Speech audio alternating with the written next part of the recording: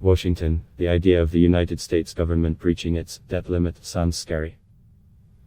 But what, exactly, are lawmakers in Washington fighting about?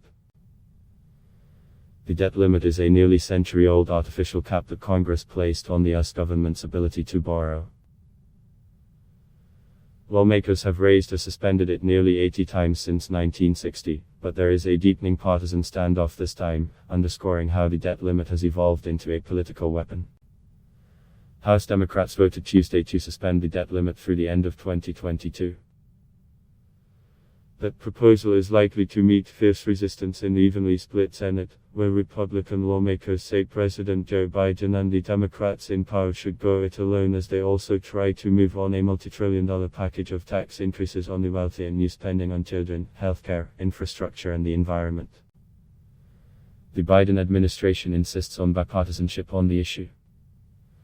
It is not a partisan issue to want to protect the full faith and credit of the United States, White House Press Secretary Jen Psaki said Wednesday aboard Air Force One.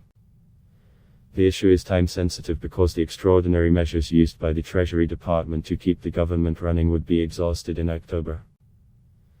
If Congress fails to act, it creates the possibility of a default that could send financial markets crashing and the economy plunging into a recession.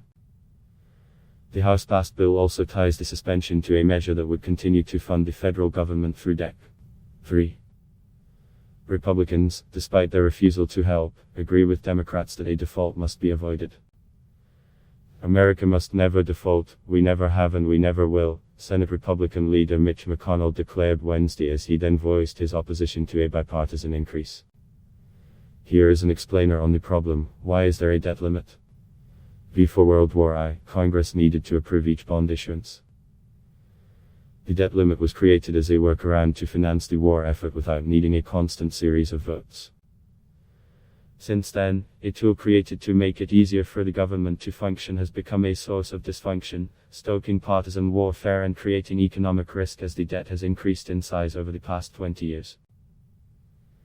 The Congressional Budget Office estimates that annual budget deficits of $1 trillion or more will be routine for the next decade, so the issue will be recurring. The debt rose in large part to fund the recoveries from the Great Recession and the coronavirus pandemic. The imbalance over the coming years increasingly reflects government expenses for programs such as Medicare and Social Security that are outstripping tax revenues. How big is the limit? The cap is now $28.4 trillion. During the Trump administration, the debt limit was suspended 3 times.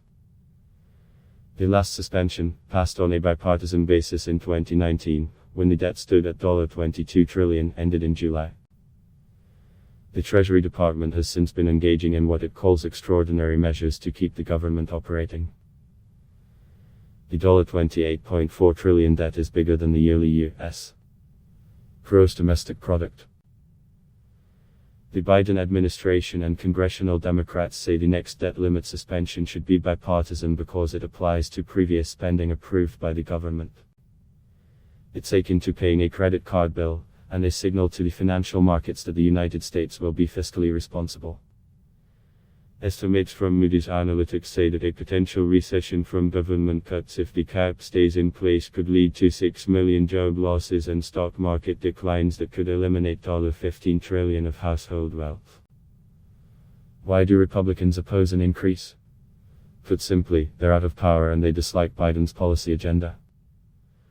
While the administration notes that the debt ceiling reflects prior spending choices, McConnell and the Republicans are linking any increase to Biden's multi-trillion-dollar plans to raise taxes on the wealthy and corporations in order to fund programs and tax breaks that could aid the middle class.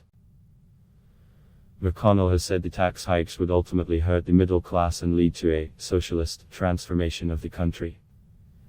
Democrats control the Senate, the House, and the White House, McConnell said Wednesday.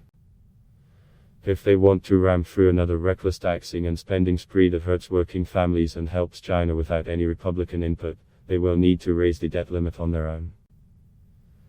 Democrats helped Republicans suspend the debt limit when Republicans controlled Congress.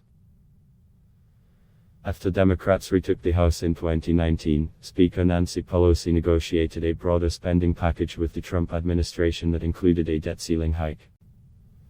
Who to blame for the rising debt? Everyone.